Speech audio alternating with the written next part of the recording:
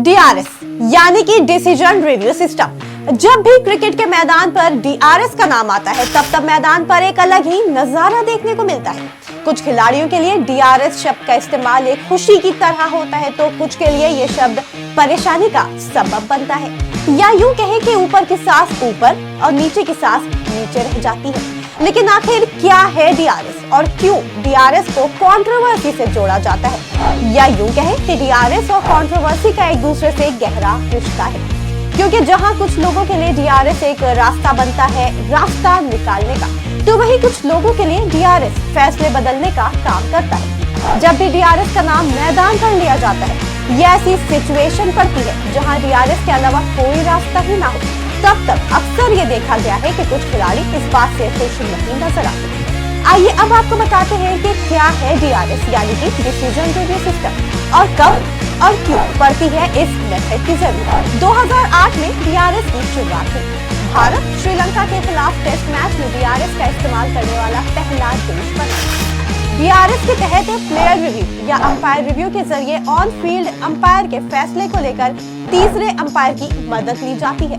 DRS तब लिया जा सकता है जब किसी टीम या खिलाड़ी को लगता है कि अंपायर का फैसला गलत है, तो वो फील्डिंग के दौरान, गेंदबाजी के दौरान या फिर बल्लेबाजी के दौरान हाथ से टी का निशान बनाकर रिव्यू ले सकता है। इसके लिए 15 सेकंड का समय दिया जाता है। इसके बाद थर्ड अंपायर फिर से पूरी तरह से सीन को देखते हैं और अपना फैसला देते हैं। अगर मांग सही होती है तो third umpire on field umpire के फैसले को बदल देते हैं, लेकिन अगर टीम की मांग गलत निकली तब टीम अपना डीआरएस गवा देती है। फील्ड अंपायर के फैसले में होने वाली किसी गलती को कम करने के लिए से आईसीसी ने डीआरएस का नियम बनाया था।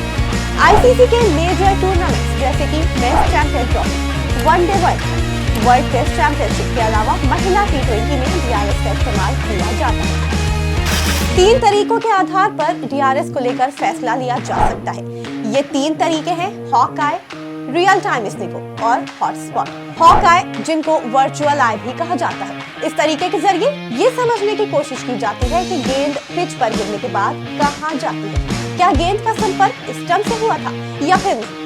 पहले दिखाया जाता है कि गेंद कहां टप्पा खाई। अगर ये गेंद बल्लेबाज के पैर से नहीं टकराती तो उसी एंगल के साथ गेंद कहां जाती है। इस तरीके का इस्तेमाल एलबीडब्ल्यू के डिसीजन पर किया जाता है। रियल टाइम स्निको के जरिए आवाज सुनने की कोशिश की जाती है और इस बात पर ध्यान दिया जाता है कि क्या गेंद बल्ले पर पड़ी है या नहीं। इसमें वीडियो के जरिए इन बातों पर बारीकी से ध्यान दिया जाता है। स्टंप माइक के जरिए आवाज सुनी जाती है जो एकदम हल्की आवाज भी पकड़ लेती है। ये तकनीक जिस तरह से काम करती है उससे ये साफ हो जाता है कि खिलाड़ी को आउट दे रहा है या फिर नॉट आउट। बल्ले का महीन किनारा लगने पर भी आउट या नॉट आउट का फैसला हो जाता है।